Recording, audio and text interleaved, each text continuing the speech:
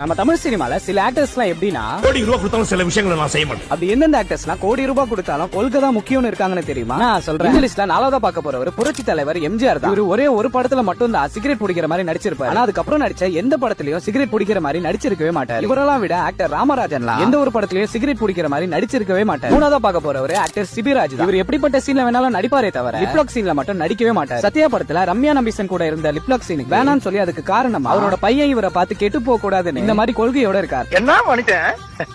ரெண்டாவதா பார்க்க போற ஒரு கேப்டன் விஜயகாந்த் தான். இவர் மொத்தமா 154 படம் நடிச்சிருக்காரு. ஆனா அதுல ஒரு படம் கூட மற்ற மொழி சார்ந்த படம் இருக்கவே இருக்காது. ஏன்னா நான் தமிழை தாண்டி மற்ற மொழி படத்துல நடிக்கவே மாட்டேன்னு ஒரு கொள்கையோடவே இருந்திருக்காரு. இவர மாதிரியே காமெடி ஆக்டர்ஸ் ஆன கவுண்டமணி செந்தில் தமிழை தாண்டி மற்ற மொழி படத்துல நடிச்சிருக்கவே மாட்டாங்க. டாப் ஒன்ல பார்க்க போற ஒரு ஆக்டர் உதயநிதி ஸ்டாலின் தான். இவர்கிட்ட என்னதான் கோடி ரூபாய் கொடுத்தாலும் ஒரு படத்துல கூட நடிப்புன்னு கொஞ்சம் கூட நடிச்சிருக்கவே மாட்டார். அதுக்கு காரணம் கொள்கைலாம் இல்ல. வரல.